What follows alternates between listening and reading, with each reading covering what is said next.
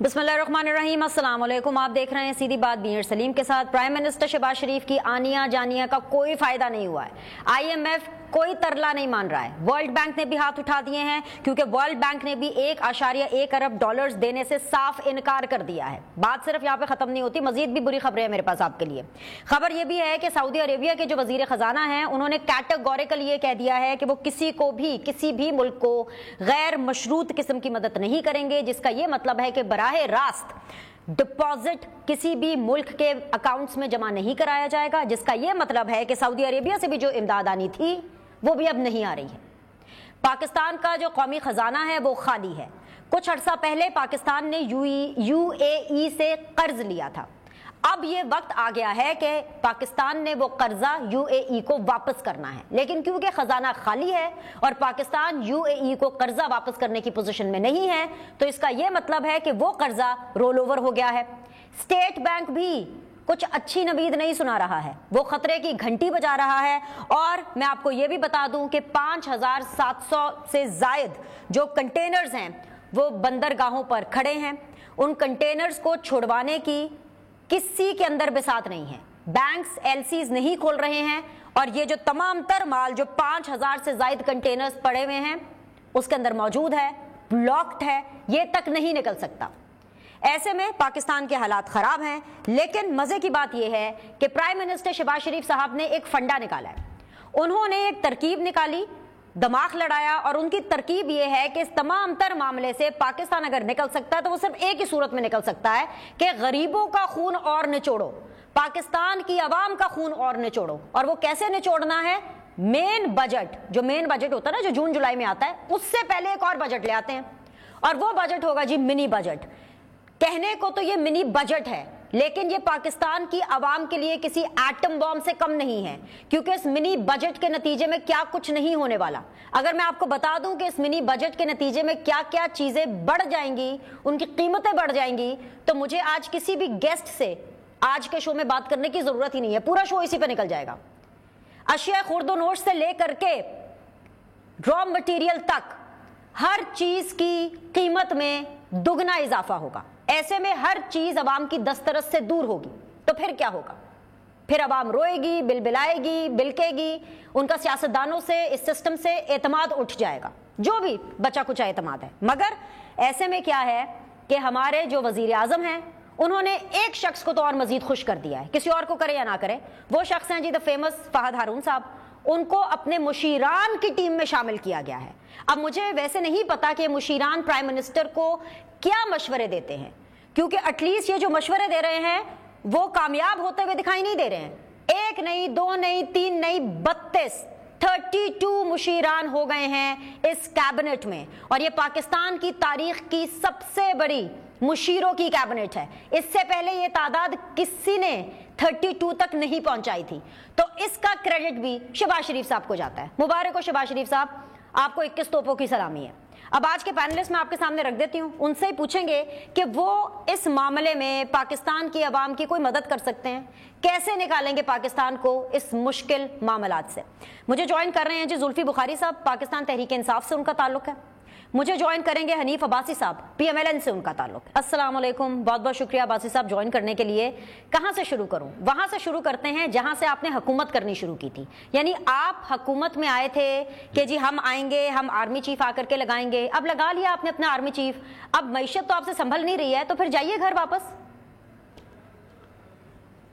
अच्छा, पहली बात तो ये बीरिश की, ये किसने कहा कि हम आर्मी चीफ लगाने के लिए आए थे? ये बिल्कुल कॉन्सेप्ट गलत है। देखिए, मुल्क के अंदर ऐसी सूरत पैदा हुई थी, नहीं वो उनका अपना राय होगी, ये पार्टी की राय नहीं थी। ठीक है जी। मैं ये गुजारिश करना चाहता हूँ कि इस मुल्क के अंदर जो सूरत हाल से हम गुजर रहे थे, यकीन माने जब मैं लाहौर जाता था तो रास्ते में जब हम किसी जगह पे रुकते थे तो लोग, फैमिलीज पकड़ पकड़ के कहती थी कि हमारा बेड़ा गर्क कर दिया इस बंदे ने, हमने इसको वोट दिए लेकिन इसने बिल्कुल हमारा जो है जीना हराम कर दिया है। और उसी बुनियाद के ऊपर अगर आप देखें कि पूरी दुनिया के अंदर फॉरेन पॉलिसी का भी बेड़ा गर्क कर दिया। 62 बिलियन डॉलर की इन्वेस्टमेंट जो है चाइना से मियां मोहम्मद नवाज शरीफ साहब लेके आए थे, वो चाइना पैक करके सी पैक चला गया। सऊदी अरब आपसे नाराज हो गया, अमेरिका आपसे नाराज हो गया, यूरोप आपसे नाराज हो गया, टर्की आपसे नाराज हो गया। حالات اس قدر گمبھیر ہو گئے کہ تمام پارٹیوں نے فیصلہ کیا کہ ہم ایک آئینی طریقہ اختیار کریں گے، آئینی راستہ اختیار کریں گے، اس راستے کی بنیاد پہ ہم کامیابی حاصل کریں گے۔ ہم نے کامیابی حاصل کر لی۔ اب میں ہر جگہ ایک مثال دے رہا ہوں، وہ مثال میں دے رہا ہوں بینش بہن کہ وہ جب ایک گاؤں کے اندر ایک انکوالیفائڈ ڈسپینسر نہیں، انکوالیفائڈ ڈسپینسر، کوالیفائڈ ڈسپینسر تو انجیکشن بھی اچھا لگا دیتا ہے، اس کے پاس جب پیشنٹ جاتا ہے تو اپنی میڈیکیشن کی وجہ سے جو پرسکرائب کرتا ہے وہ اس وجہ سے پیشنٹ کا ہارٹ، لیور اور کڈنیز فیل ہو جاتے ہیں، تقریباً مرنے کے برابر ہوتا ہے، تو اس کو اٹھا کے ایک سرجن کے پاس شہر میں لایا جاتا ہے اور پھر سرجن اس کا علاج کرتا ہے، اور اس علاج میں 2 مہینے نہیں لگتے، 3 مہینے نہیں لگتے، 6 مہینے نہیں لگتے، بلکہ سال ہا سال لگ جاتے ہیں۔ تو اسی لیے میں آپ گزارش کر رہا ہوں کہ اللہ تعالیٰ سے ہماری دعا بھی ہے کہ یہ پاکستان جو اس کے پیشنٹ کی صورت اختیار کر گیا ہے، اس کو جلد از جلد ہم صحت یاب کروا سکیں۔ اچھے جو لوگ ہیں، اچھے جو سرجن ہیں جنہوں نے اس ملک کو پہلے سنبھالا ہے، جس میں اسحاق ڈار صاحب نے 1997 میں اور 2013 میں، آپ دیکھیے کہ کس طریقے سے اس ملک کو گمبھیر صورتحال سے نکال کر 6% آپ کی گروتھ کو لے کے گئے۔ آپ کا اس وقت ڈالر 110 روپے کا تھا، اگر اس وقت اگر آپ دیکھیں اپنا جو آپ کی مہنگائی تھی، انفلیشن تھی، وہ آپ کی کہاں پہ تھی؟ میرے خیال ہے 4%، 3% پہ تھی۔ اچھا، پاکستان گرو کر رہا تھا، پوری دنیا، آٹا 35 روپے کا تھا، چینی 52 روپے کی تھی۔ یہ لوگ بھول گئے ہیں کہ ہم کس حالت، 24 ارب ڈالر کے ریزرو تھے جب میاں نواز شریف صاحب نے حکومت چھوڑی، جب 2017 کو بغیر کسی وجہ کے، بغیر کسی حالات کوئی اکانومی کی بگڑتی صورتحال نہیں تھی، کوئی ملک میں ایسی صورت، روزگار بڑھ رہا تھا، 72 ملٹائی نیشنل کے سی او یہاں بیٹھے ہوئے تھے انویسٹمنٹ کرنے کے لیے، دنیا پاکستان کی طرف راغب ہو رہی تھی، لیکن انہیں انانیت کا اور ضد کی بھینٹ چڑھا کر ان کی حکومت کو ختم کر دیا گیا۔ پھر لوگوں کو جیلوں میں ڈال دیا گیا، لوگوں سے مراد لیڈرشپ کو، مین لیڈرشپ کو، جس میں میاں محمد نواز شریف صاحب، مریم نواز، حنیف عباسی، کیپٹن صفدر، 4 وہ لوگ تھے جو الیکشن سے پہلے ہاتھ پاؤں باندھ کر ان کو جیل کے اندر ڈال دیا گیا۔ تو کہنے سے مراد یہ کہ یہ ساری صورتحال اختیار کر کے ایک ایسے شخص کو اقتدار دے دیا گیا جس نے کبھی ایک یونین کونسل نہیں چلائی تھی۔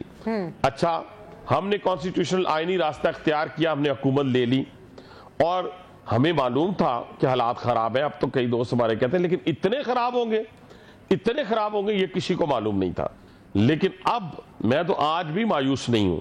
دیکھیں، اس وقت نروس کی جنگ ہے ان کے ساتھ، آئی ایم ایف کے ساتھ۔ نروس کی جنگ میں کون جیتتا ہے؟ انشاءاللہ ہم جیتیں گے۔ وہ پروگرام بھی جاری و ساری رہے گا، اور اس پروگرام کو کیسے عمران خان صاحب باندھ کے گئے ہیں، کیسے ہمیں غلام بنا کے گئے ہیں، کیسے ہمارے ہاتھ پاؤں تو دور کی بات، ہمارا گلا بھی کسی کے ہاتھ میں دے کے چلے گئے ہیں۔ اب اس ایگریمنٹ کو اگر ہم کنٹینیو نہیں کرتے تو ہم مارے جائیں گے، اگر اس کو کنٹینیو کرتے ہیں تو وہاں پہ مہنگائی کا بم گرے گا۔ یہ ساری صورتحال ہے، اس صورتحال سے ہم نے اچھے طریقے سے نکلنا ہے۔ ابھی فلڈ کے حوالے سے 4.25 کروڑ بدقسمتی سے۔ حنیف بھائی 1 منٹ، آپ بالکل میرے بڑے بھائیوں کی طرح ہیں، مجھے پتا ہے کہ آپ کا سیاست کے اندر بہت کنٹریبیوشن ہے، نون لیگ کے اندر بہت زیادہ کنٹریبیوشن ہے، آپ نے جیل کی صحبتیں بھی صحیح ہیں، لیکن آپ ہلکے کی سیاست کرتے ہیں۔ آپ نے کہا نروس کی گیم ہے، آپ کے نروس سر سٹرونگ ہوں گے جیل جانے کے بعد، پاکستان کی عوام کے نروس اتنے سٹرونگ نہیں ہیں۔ آپ اپنے دل پہ ہاتھ رکھ کے بتائیے حنیف بھائی، جب آپ اپنے حلقے میں جاتے ہیں آپ لوگوں کو کیا تسلی دیتے ہیں؟ کیا وہ آپ سے شکایتیں نہیں کرتے؟ کیا وہ آپ سے یہ نہیں کہتے کہ مہنگائی بہت زیادہ ہے؟ کیا وہ آپ سے یہ نہیں کہتے کہ شہباز شریف نون لیگ کا جو جادو تھا وہ ختم ہو گیا ہے؟ جی نہیں سنیں، میں آپ نے بڑا اچھا مجھے سوال کیا، لیکن میں نے جو آپ سمجھی نہیں، میرا خیال ہے میں نے نروس کی جنگ کہا ہے جو ہماری اس طرف کی نیگوشیشن کرنے والی ٹیم ہے، یعنی جس کو ہیڈ کر رہے ہیں، ہاں اس کے ساتھ ہے، ٹھیک ہے جی۔ اب آپ کی بات بالکل ٹھیک ہے، میں تو وہ شخص ہوں جس نے اپنی حکومت میں رہتے ہوئے اپنے فائنانس منسٹر کے خلاف صرف اس بنیاد کے اوپر پریس کانفرنس کی تھی کہ ذاتی انات کی بنیاد کے اوپر نہیں، کہ مہنگائی، بجلی کے بل لوگ اٹھا کے میرے پاس لے آئے تھے۔ آج آٹا کہاں پہ کھڑا ہے، آج ساری آپ چینی، آٹا، کوئی بھی اگر آپ دیکھ لیں ضروریات زندگی کوئی ایسی نہیں ہے جو اس وقت آسمانوں کو چھو نہ رہی ہو۔ دیکھیں، انہی حالات میں تو آپ نے نکلنا ہے اور اپنے لوگوں کو ریلیف دینا ہے، اور میں بار بار ایک بات کہہ رہا ہوں کہ اس وقت کوئی بھی الیکشن، اگر آج الیکشن آپ کروا دیتے ہیں، خیر وہ عمران خان صاحب کے جیتنے کے چانسز اس لیے نہیں ہیں، جو انٹیریئر سندھ، حیدرآباد اور کراچی میں ان کے ساتھ ہوا ہے وہی ان کے ساتھ پنجاب اور کے پی کے اندر ہونا جا رہا ہے۔ لیکن مجھے یہ بتائیں کہ الیکشن کے بعد چلے فرض کیا 1% چلے کہہ لیتے ہیں چانس ہے، ہر چیز کا چانس ہوتا ہے کہ عمران خان صاحب جیت گئے ہیں، تو میں روز کویسچن سے پوچھتا ہوں کہ آپ کے پاس کیا پلان ہے، کون سا فائنانس منسٹر ہے آپ کے پاس؟ آپ 26 سال کی سیاست کے اندر آپ نے کہا تھا کہ میں 200 لوگوں کی ٹیم لے کے آؤں گا، آپ کو کون میسر آیا؟ اسد عمر 3 مہینے بعد فارغ، حفیظ شیخ آیا 4 مہینے بعد فارغ، شوکت ترین فارغ، یعنی کوئی آپ کو اپنا بندہ ہی نہیں ملا۔ حنیف بھائی آپ کا کیا پلان ہے؟ آپ کا بھی ایک فائنانس منسٹر آئے مفتاح اسماعیل، 3 مہینے بعد وہ فارغ، اب ڈاکٹر صاحب آئے میں، ڈاکٹر صاحب کی ریپوٹیشن ایٹ ٹاسک ہے، پی ایم ایل این کی ریپوٹیشن ایٹ رسک ہے، مفتاح جو ہے وہ ڈاکٹر صاحب کو جوکر کہہ رہے ہیں، سلیمان شہباز جو ہے وہ 3 فائنانس منسٹرز کو جوکر کہہ رہے ہیں۔ جی سر، جی سر۔ اچھا میں تو خیر ایسی گفتگو کا قائل نہیں ہوں، میں کوئی بھی کرے میں بالکل قائل نہیں ہوں، کوئی برا مناتا ہے منائے، میں ہر بندے کی رسپیکٹ، میں نے بھی مفتاح صاحب کے خلاف 1-2 پروگرام کیے ہیں جب، اور خاص طور پہ اس وقت کیے ہیں جب وہ اس نج پہ آگئے کہ انہوں نے میاں صاحب کی بیٹی کے حوالے سے بات کی کہ بھی ان کی بیٹی جو ہے اسحاق ڈار صاحب کے گھر ہے تو اس لیے ان کو اہمیت دی جاتی ہے۔ خدا کے بندے، آپ کا اور ڈار صاحب کا کوئی کمپیریزن ہی نہیں بنتا، یہ میں نے کہا تھا، آج بھی کہتا ہوں، کسی صورت کمپیریزن نہیں بنتا۔ اور انشاءاللہ تعالیٰ دیکھیں، میں ذرا تھوڑا سی بات، اس میں کوئی شک نہیں ہے نا، میں تو آپ والی بات، ہم تو اپنے حلقوں میں رہتے ہیں، ہم آج بھی اپنے لوگوں کے درمیان میں ہیں، ہم اپنے لوگوں سے ہٹ کے کسی اور جگہ نہیں رہتے کہ شام کو یا صبح کو جا کے وہاں سیاست کرتے ہیں، یہ ساری چیزیں موجود ہیں، لیکن ان سے ہم نے نکلنا ہے، کوئی ایکسکیوز نہیں ہے۔ لیکن میں جو بات نقطہ سمجھانا چاہتا ہوں کہ خدا نہ خواستہ اس وقت دشمن ہم پہ چڑھ دوڑے تو ہمارا جو بندہ جس نے اس ملک میں سیاسی عدم استحکام پیدا کیا جس کا نام عمران خان ہے، وہ کیا کہے گا؟ میں بتاؤں آپ کو کیا کہے گا؟ جی، وہ کہے گا کہ پہلے شہباز شریف کو وزارت عظمیٰ سے ہٹائیں، پھر ہم دشمن کا مقابلہ کریں گے، اور پھر اس کے بعد آج الیکشن کروا دیں، اسی الیکشن کمیشن کے نیچے انہوں نے 22 الیکشن جیتے، وہ ٹھیک ہے، اسی الیکشن کمیشن کے نیچے یہ انٹیریئر میں اور حیدرآباد میں اور کراچی میں ہار گئے، وہ غلط ہو گیا، اس کو گالیاں دینا شروع کر دیتے ہیں، جو جج ان کے خلاف فیصلہ دے اس کو گالیاں دیتے ہیں، جو آرمی چیف ان کو وزیر اعظم نہ بنائے اس کو گالیاں دیتے ہیں، برا بھلا کہتے ہیں۔ یہ جو ٹرینڈ انہوں نے پیدا کیا ہے یا یہ جو ان کی خواہشات ہیں یہ کیسے پوری ہوں گی؟ حنیف بھائی آپ ان کے خلاف کارروائی کب کر رہے ہیں؟ ناسور بن چکے ہیں ان ساری حرکتوں پر کہ آرمی چیف کو ٹارگٹ کر رہے ہیں آپ، کیونکہ آپ لوگ حکومت میں ہیں، سر مجھے سوال مکمل ہونے دیں، ایک تو آپ ان کے خلاف کارروائی کب کر رہے ہیں، اور کیا انتخابات سے پہلے عمران خان صاحب جیل جائیں گے؟ دیکھیں، جیل جائیں گے تو یہ تو قانون اپنا راستہ بنائے گا، میں اس طریقے سے کسی کے جیل جانے میں راضی نہیں ہوں۔ ہاں، میں فورن فنڈنگ کے اوپر یہ جیل جائیں میں راضی ہوں۔ صادق اور امین جھوٹے نکلے ہیں، اس کے علاوہ توشہ خانہ کے اندر انہوں نے ایک ایسٹرے بھی نہیں چھوڑا، انہوں نے گھڑیاں نہیں چھوڑی، انہوں نے اپنا گلے کے ہار نہیں چھوڑے، کوئی چیز انہوں نے نہیں چھوڑی، اور اس کے بعد ایک اور سکینڈل جو ہے ادویات کا، جو 50 ارب روپے سالانہ کی انہوں نے کرپشن کی ہے، جس کے اوپر ہمارے ایک ڈپارٹمنٹ نے ایک ریفرنس بنا کے وزیر اعظم پاکستان کو بھیجا ہے کہ یا اس کو نیب کو بھیج دیں یا اس کو ایف آئی اے کو بھیج دیں۔ اگر وہ بھی ہم نہ بھیج سکے تو ہم سے کمزور ترین شخص کوئی نہیں ہوگا کہ ہم یہ کہیں گے کہ بھی ہم اس کو معاف کر دیں۔ ہاں، میں اس حق میں نہیں ہوں کہ کسی کی ادویات کو منشیات بنا دیا جائے، کسی کی گاڑی میں ہیروئن رکھ دی جائے، کسی کے فارم ہاؤس پہ، کسی کے پلازے پہ چڑھ دوڑا جائے کہ اس نے بائی لاز کی خلاف ورزی کی ہے، نہیں، ایسے کسی میں کام کے لیے میں نہیں راضی۔ لیکن یہ جو عمران خان کے خلاف چارج شیٹ ہے، یہ ملک اور قوم کا پیسہ ہے، یہ جو وہ ایکسپوز ہوئے لوگوں کے سامنے، جو کہتے تھے 90 دنوں کے اندر کرپشن ختم کریں گے، وہ اپنے گھر سے کرپشن ختم نہیں کر سکے۔ اور حنیف عباسی صاحب، آپ خان صاحب کے توشہ خانہ کے تحائف کی بات کر رہے ہیں، ہم سب کر رہے ہیں، ہم ان سے بھی پوچھ رہے ہیں، لیکن جب آپ سے توشہ خانہ کے تحائف کے بارے میں پوچھا جاتا ہے، 1947 سے پوچھا جاتا ہے، تو آپ عدالت کے اندر ریکارڈ نہیں جمع کرا رہے، آپ یہ کہہ رہے ہیں کہ یہ کلاسیفائیڈ انفارمیشن ہے، ہمارے تعلقات خراب ہو جائیں گے، تو آپ بھی تو نہیں بتا رہے نا۔ اچھا دیکھیں، جی اچھا میری بات سنیں بینش، پہلے تو یہ ہے کہ توشہ خانہ سے گفٹ لیا، ہماری لیڈرشپ نے بھی لیا ہوگا، پیپلز پارٹی نے بھی لیا ہوگا، وہ گفٹ کیا جا کے منڈی میں بکا، جا کے مارکیٹ میں بکا اور پھر جگ ہنسائی ہوئی؟ آج سب سے بڑی جگ ہنسائی یہ ہے کہ آپ مجھے کوئی چھوٹا اپنے بھائی سمجھ کے کوئی چیز دیتی ہیں. اب حالانکہ ہمارا وہ نہیں ہے, وہ اس جگہ پہ ہم نہیں بیٹھے ہوئے کہ جی ٹو جی ہم بیٹھے ہوئے ہیں تو ہمیں کوئی گفٹ ملا ہے تو اس کی بدنامی بڑی ہوگی, لیکن پھر بھی میری بہن نے مجھے کوئی چیز دی ہے اور میں نیکسٹ ڈے سپر مارکیٹ میں یا جناح سپر میں جا کے بیچ آؤں, آپ کو کوئی بتا دے حنیف عباسی آپ کا بھائی آپ کی دی ہوئی گفٹ کو بیچ کے گیا ہے, کتنا دکھ ہوگا آپ کو. تو یہاں تو دکھ والی بات نہیں ہے, یہاں تو شرمندگی والی بات ہے کہ ایک سربراہ مملکت نے آپ کو ایک چیز دی ہے اور آپ اس کو کوڑیوں کے بھاؤ بیچ آئے ہیں اور جا کے پھر آپ کہتے ہیں کہ جناب ہم بڑے اللہ کے ولی ہیں.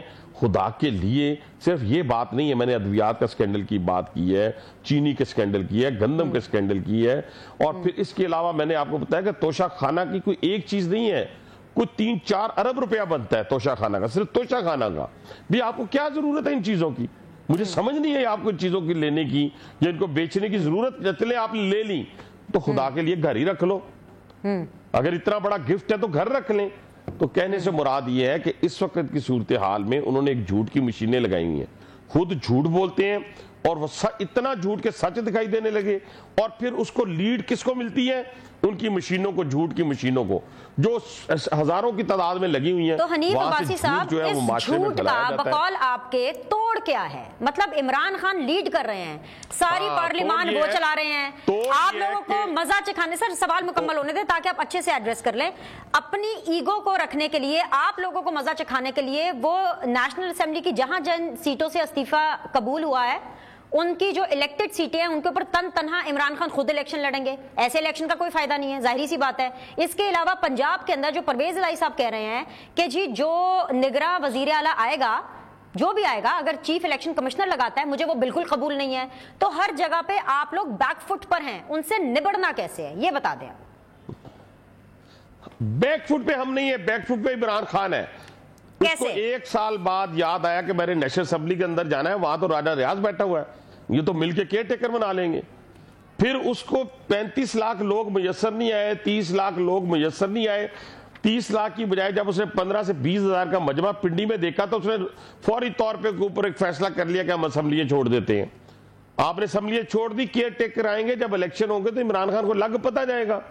عمران خان کی تو جائے پناہ تھی کے پی کے, عمران خان کی جائے پناہ تھی اپنا پنجاب, ان سب کے اندر اب جب وہ تنہا بیساکھیوں کے بغیر الیکشن لڑنے آئیں گے تو کراچی, حیدرآباد اور انٹیریئر سندھ والا حال ان کا ہونے جا رہا ہے. لیکن یہ تو ہم ان کے ساتھ کر رہے ہیں نا کہ وہ پھر آئے بھاگے بھاگے, ہم نے دوبارہ آنا ہے اسمبلی میں. 35 ان کے استعفے جو ہیں وہ 35 پنکچر کی طرح وہ فارغ کر کے وہ پھینک دیے. ٹھیک ہے, جائیں لڑیں.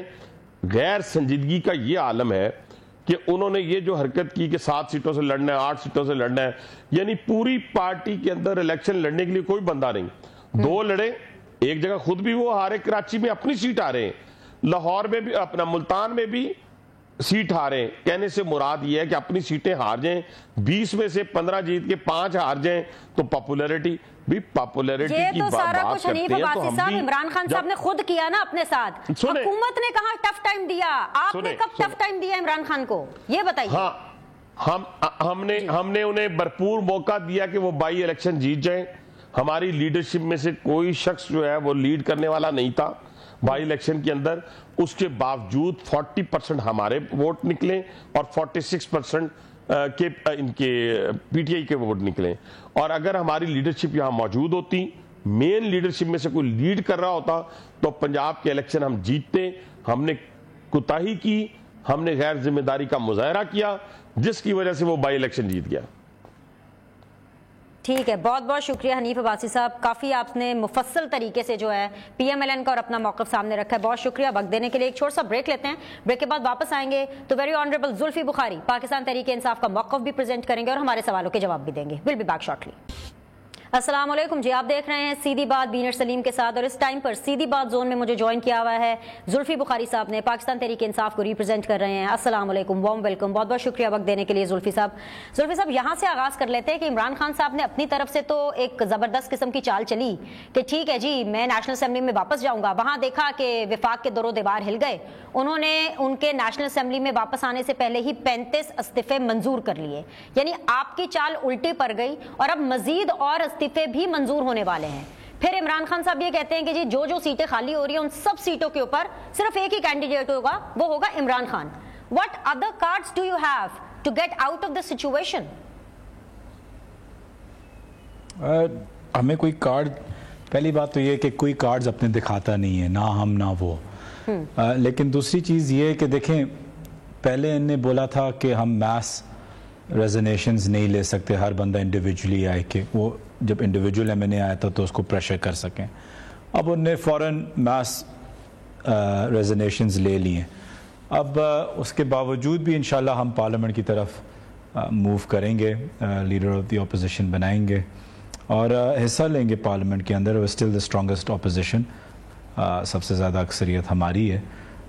اور جو یہ سیٹس پہ جو آپ کہہ رہی ہیں کہ خان صاحب لڑیں گے, بالکل جیسے کہ پچھلے الیکشن میں خان صاحب سارے سیٹس پہ لڑ کے انہوں نے بیسکلی سویپ کیا تھا. ان سیٹس پہ بھی اگر الیکشن ہوئے تو ہم یہی کریں گے. بات یہ نہیں ہے, بات یہ ہے کہ آپ کچھ 500 کے زیادہ سیٹس کے اوپر الیکشنز کرائیں گے اور اس کے باوجود بھی جو چند سیٹیں وفاق میں رہ گئی اس پہ الیکشنز نہیں کرائیں گے. کیا یہ ہم بیسکلی کہنا چاہ رہے ہیں کہ چاہے ساری سیٹس خالی ہو جائیں لیکن ہم وفاق نہیں چھوڑیں گے؟ اس ڈکلائننگ اکانومی کو ہم نہیں بچائیں گے. تو مقصد یہ کہ ہم کرنا کیا چاہتے ہیں. کیا یہ ملک دو الیکشنز افورڈ کر سکتا ہے؟ پہلے بھی جب ایم پی اے کے الیکشنز الگ ہوتے تھے, ایم این اے کے الگ ہوتے تھے, ان میں سے ایک مین ریزن کہ یہ دونوں مرج ہو گئے تھے, پیسے بھی تھے, اس کا ایکسپینس بہت زیادہ ہوتا ہے. تو being a prime minister, being in the federal, آپ کیا یہ نہیں سوچیں گے کہ پوری اسمبلی پنجاب کی میں الیکشنز ہونا ہے, پوری کے پی میں ہونا ہے, اب یہ 33-35 سیٹس میں ہونا ہے اور آگے بھی اگر کوئی ریزنیشنز ایکسیپٹ کریں تو مزید زیادہ ہونا ہے. تو all we're doing is basically crumbling system کو آپ زیادہ تیز کرمبل کر رہے ہیں, جو ٹھیک ہے, ہم اپوزیشن میں, ہمارا پولیٹیکلی زیادہ فائدہ ہے اس میں. دیکھیں یہ آپ مڈل کر رہی ہیں دونوں چیزوں کو, میں آپ کو سمجھاتا ہوں. پہلی چیز تو یہ ہے کہ مجھے لا نکالنا ہوگا کہ اگر آپ ساری پاکستان تحریک انصاف کی سیٹس وہاں پہ الیکشن کرا دیں تو کیا پارلیمنٹ پھر بھی چل سکتی ہے اتنی سلم میجورٹی کے ساتھ, یا میجورٹی ان کے پاس بلکہ ہوگی نہیں. تو اس طریقے سے آئی ڈونٹ تھنک کہ آپ کا کوٹا ایک نیشنل اسمبلی کا بنتا بھی ہے, تو وہ ناممکن سی بات ہے کہ وہ ساروں کو کر دے. آئی ڈونٹ تھنک کہ وہ ہو سکتا ہے, پہلی چیز. دوسری چیز, جہاں تک لوگوں کے ایکسپینسز کی بات ہے, دیکھیں ہم جب آپ کے پاس ایک جب موقف ہوتا ہے نا, وہ بالکل ایک علیحدہ چیز ہوتی ہے, اور موقف ہمارا ہے عوام کا. اور موقف کیا ہے کہ ہم عوام کی آواز ہیں, ہم عوام کی چوائس ہیں, ہم عوام کی پسند ہیں یا ناپسند بھی ہوں, لیکن ہم چاہ رہے ہیں کہ عوام ڈیسائیڈ کرے خود ہی اپنے مینڈیٹ کے ساتھ کہ وہ ہم ان کی پسند ہیں یا ناپسند ہیں. ہم نے صرف اسی بیسس پہ عمران خان صاحب نے ہر سیٹ پہ کھڑے ہوئے تھے, کیونکہ یہ ایک موکری بنا رہے ہیں سسٹم کے اندر. یہ اپنی ایک 40 کلومیٹرز کی حکومت کو بچانے کے لیے باقی پورے سسٹم کی موکری جا رہے ہیں. تو انسٹیڈ کہ ہم سب جڑ کے بولیں کہ یہ ایک پاکستان کے ڈیموکریٹک سسٹم کا, جوڈیشل سسٹم کا اور الیکشن سسٹم کا بھی انہیں موکری بنائی ہوئی ہے, ایک مذاق بنایا ہوا ہے. انسٹیڈ کہ ہم یہ بولیں, ہم کہہ رہے ہیں کہ آپ نے خان صاحب آپ نے لوگوں کا پیسہ خرچ کیا. لوگوں نے تو ووٹ خان صاحب کو دیے 2018 میں بھی اور یہ پورے بائی الیکشنز کے اندر بھی, اکراس دا بورڈ خان صاحب کو ووٹ دیے. اور اس وقت بھی اگر کوئی بھی فری اینڈ فیئر نیشنل یا پروونشنل الیکشن ہوا تو اس کے اندر ان کو پتہ ہے کہ خان صاحب کی اکثریت ہے.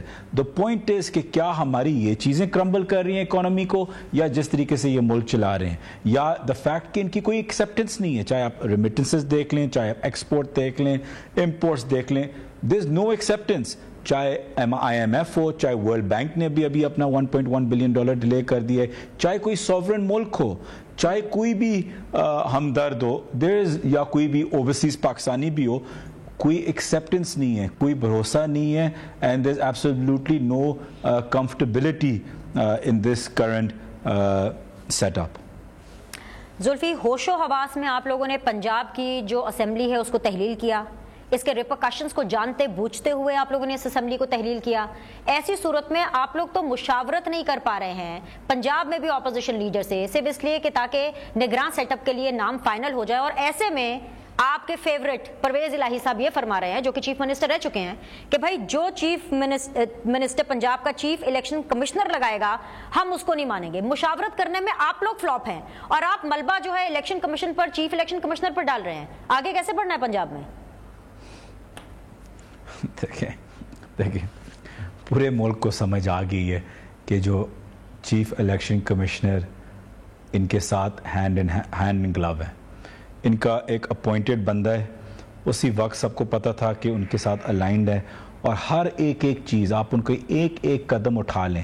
چاہے ابھی آپ دیکھ رہے ہیں توشہ خانہ کا کیس, چاہے آپ دیکھ رہے ہیں باقی جو ہمارے پچھلے کیسز تھے, چاہے خان صاحب پہ تھے, اسد عمر صاحب پہ تھے, فواد صاحب پہ تھے, کمپلیٹلی ون سائیڈڈ اور completely aligned with P D M اور خاص طور پہ نون لیگ کے ساتھ. ہم کیسے ان کے ساتھ, ان کے جو پرویز الہی صاحب نے بولا ہے بالکل صحیح بولا ہے. ان نے نام کیا دیے ہیں, ایک acting S A P M یا کچھ اس کا کوئی عہدہ ہے, احد چیمہ ہے ایک, اور ایک محسن نقوی ہے. آپ کو کس نام پہ پرابلم ہے, محسن نقوی پہ یا احد چیمہ پہ؟ ہاں ہمیں دونوں نامز پہ پرابلم ہے کیونکہ دونوں نامز ایکسٹریملی بائسڈ ہیں. مطلب ہے کہ جو احد چیمہ صاحب ہیں وہ تو ایک اس وقت I think in a position ہے with the government. تو یہ وہ بات ہوتی کہ اگر جب خان صاحب کی گورنمنٹ ہوتی اور تب کیئر ٹیکر آنا تھا تو انہیں مجھے لگا دیا ہو, تو میری لویلٹیز کس کے ساتھ ہیں؟ یہ اس میں میں کوئی نیوٹرل تو نہیں ہوں کہ میں بیچ میں ایک free and fair election conduct کر سکوں. ایک کیئر ٹیکر کا یہ کام ہوتا ہے کہ اس کا اور کوئی کام نہیں ہوتا سی ایم کا یا اس سیٹ اپ کا, صرف یہ کہ وہ ایک ان بائس رول پلے کر سکیں. آپ سمجھتی ہیں کہ کیا محسن نقوی صاحب جو بالکل اینٹی پی ٹی آئی ہیں, کل پرسوں مونس الہی صاحب نے ان کی تصویر بھی اور پورے سوشل میڈیا پہ تھی, یہ پارک لین سے معاشی صاحب کے گھر سے نکلتے ہوئے گئے, تو That's family politics. Whatever is happening between Munnas and between Mohsen Naqvi, وہ تو آپس میں رشتہ داری, ان کی family politics ہے. It's not about family politics. وہ گھر سے کس سے نکل رہے ہیں, وہ سائڈ کس کی ہیں, وہ زرداری کا پیٹ بوائے ہے بیسکلی, تو اس میں سے کیسے ان بائسڈ ہو سکتا ہے؟ دیکھیں میں اچھے برے میں بھی نہیں جا رہا کہ وہ اچھے انسان ہیں یا برے انسان ہیں, لیکن وہ کلیئرلی بائسڈ ہیں towards Asif Ali Zardari and Noon league, تو اس لیے وہ انفیئر ہے. اگر ہم کوئی ایسا نام دیں, ہم آپ کے نام آپ کو لگا دیں کہ ہمارا کوئی ایکس منسٹر لگا دیں وہاں کوئی, یا ہمارا کوئی ایکس ایم این اے لگا دے, یا کوئی ہمارا ساتھ کوئی الائنڈ زیادہ ہوا ہو, تو آپ وہ کیا مانیں گے؟ اوکے, اگر اسی محسن نقوی کو چیف الیکشن کمشنر فائنلائز کر دیتے ہیں, کیونکہ چیف الیکشن کمشنر کو تو آئین دیتا ہے نا یہ اختیار, یہ پروگیٹو کہ وہ ان 4 5 6 ناموں میں سے کوئی لگا لے اگر مشاورت نہیں ہو پا رہی. اگر ان کے پاس جاتا ہے یہ فیصلہ چیف الیکشن کمشنر کے پاس, اور اگر وہ for example hypothetically speaking Mohsin Naqvi کا نام سلیکٹ کر لیتے, پھر بھی آپ کو پرابلم ہوگی. ظاہری بات ہے, میں آپ کو کیا کہہ رہا ہوں کہ ہمیں بالکل ان دونوں ناموں سے پرابلم ہے. دیکھیں وہ تو پھر آپ کیا کریں گے اگر وہ بن جاتے ہیں تو؟ تھے ان کو لکھنے سے, ان کو جس نے پیش بھی کیے گورنمنٹ نے, ان کو شرم آنی چاہیے تھی کہ ایسے نام, مطلب ہے کہ بندہ تھوڑی سی کوشش کرتا ہے کہ کوئی ایسا بندہ لگا دے جو اوپنلی آپ کی طرف نہ ہو یا آپ کے کیمپ پہ نہ ہو. اس نام کو پیش کرنا جو اوپنلی بزنس وائز اور اپنی لویلٹی اینڈ پولیٹیکل آئیڈیالوجی وائز آپ کے ساتھ انٹرینچڈ ہے, وہ نام ہم کیسے ایکسیپٹ کر سکتے ہیں؟ لیکن جو قانون میں ہوگا, جیسے کہ پرویز الہی صاحب نے بولا ہے کہ اگر ہم ایکسیپٹ نہیں کرتے جو بھی آگے الیکشن کمیشن چوز کریں, تو ظاہری بات ہے کہ ہم سپریم کورٹ کا دروازہ کھٹکھٹائیں گے. اس میں کون سا, یہ ہمارا رائٹ بھی ہے, کیونکہ ہم سمجھتے ہیں کہ یہ بالکل ایک one sided biased ragged election commission ہے. ٹھیک ہے, یعنی آپ سپریم کورٹ کا راستہ جو ہے وہ اس طرف جائیں گے. مجھے ایک چھوٹا سا بریک لینے کی اجازت دیجیے زلفی. ویل ریزیوم دی کنورسیشن. ایک چھوٹا سا وقفہ لیتے ہیں, وقفے کے بعد ہمارے ساتھ رہیے گا. بریک کے بعد آپ لوگ کو خوش آمدید کہتے ہیں. Very much in conversation with Zulfi Bukhari. Zulfi Bukhari Sahab, تھوڑا پرسنل اسپیسیفک بھی سوال ہے اور تھوڑا پاکستان تحریک انصاف سے ریلیٹڈ بھی سوال ہے. گھڑیوں کی فروخت کا معاملہ ہو, توشہ خانہ کے تحائف کا معاملہ ہو, آڈیو لیکس کا معاملہ ہو, مبینہ طور پر ہر معاملے کے اندر اس کی جو کڑیاں ہیں وہ فرا بی بی سے تو ملتی ہیں, لیکن زلفی بخاری صاحب سے بھی ملتی ہیں. کی کر بیٹھے ہو, ایسا کیوں ہے کہ ہر چیز کی کڑی زلفی بخاری سے جا کے ملتی ہے؟ دیکھیں ظاہری بات ہے, جو قریب ہوتے ہیں ان کو ہر چیز کے اندر دکھیلا جاتا ہے, اس میں کوئی شک نہیں ہے. جہاں تک توشہ خانہ کی بات ہے, اس میں دو چیزیں ہیں. پہلی چیز اپنی جو میں اپنے پرسنل طریقے سے کہہ سکتا ہوں، جو میں نے نیب کو بھی جب انہوں نے مجھ سے سوال کیے تو میں نے ان کو بولا کہ میرا کوئی خریدنا بیچنا گھڑیوں کے ساتھ کوئی لینا دینا نہیں ہے، ان کو خود اپنی تحقیق میں پتہ چل جائے گا. تو کیونکہ میں نے ڈیفینڈ کیا ہے سب سے زیادہ، تو اس میں لوگوں کو سمجھتے ہیں کہ شاید مجھے میں نے کوئی بیچی ہوں یا دیکھا ہو. دوسری چیز، بیچنا ان کا حق ہے، اگر خریدنا بھی ان کا حق ہے تو بیچنا بھی ان کا حق ہے. یا تو خریدنا ان کا حق نہیں ہوتا تو بیچنا بھی نہ ہوتا، جیسے کہ نواز شریف نے اور آصف علی زرداری نے گاڑیاں خریدی تھیں اللیگل. توشہ خانہ کی رولز میں یہ ہے کہ آپ گاڑیاں جو گفٹڈ ہوتی ہیں آپ کبھی بھی نہیں خرید سکتے، وہ کیبنٹ کار پول میں جاتی ہیں. ان دونوں نے وہ خریدی ہیں، اور آج کورٹ کیس میں آپ نے دیکھا ہے کہ انہوں نے بولا کہ جی ہم پچھلے ریکارڈز نہیں ظاہر کرنا چاہتے، نہیں نکالنا چاہتے، کیونکہ پھر ملک اور فورن ملک ناراض ہوں گے. تو کیا خان صاحب کو کیا پاکستان کے اندر سے تحفے ملے تھے کہ وہ ظاہر ہوئے ہیں؟ پہلی بات. دوسری بات، اگر وہ ظاہر ہوئے ہیں تو پورا کھول کے دیں، کسی ملک کو کوئی فرق نہیں پڑتا جو 2015 میں لی گئی تھی. nobody cares. ان کو سب کو کھول کے لوگوں کے عوام کے سامنے لگا دیں، اور یہ دکھائیں کہ خان صاحب نے کیا کیا خرید کے بیچا ہے، اور یہ دکھائیں کہ انہیں کیا نہیں خرید کے پھر بھی رکھا ہے وہ اپنے پاس، اور جو بالکل الیگل ہے. لائک آئی سیڈ، گاڑیاں ان کے پاس، دونوں کے پاس 2-2 3-3 گاڑیاں ہیں on record, and they have kept them, اور یہ بالکل الیگل ہے. لیکن اگین ایک انتہائی بائسڈ شیمفل الیکشن کمیشن نے بالکل اس کے اوپر نوٹس نہیں لیا، اور اس کے اوپر ایک بالکل کور اپ جاب. مطلب اس سے زیادہ کلیئر اس ڈے اینڈ ایج میں ایسا اتنا کلیئر کور اپ کہاں آتا ہے کہ آپ کیا کرنا چاہ رہے ہیں. مطلب واضح طور پہ ہو گیا ہے نا کہ آپ کرنا کیا چاہ رہے ہیں. تو دوسری چیز، جیسے میں نے آپ کو بولا، خریدنا بھی ان کا حق تھا، بیچنا بھی ان کا حق ہے. تو اس میں ایشوز کہاں آ رہے ہیں وہ مجھے سمجھ نہیں آ رہی کہ ابھی تک توشہ خانہ کے ایشو خان صاحب کے لیے ہے کیوں.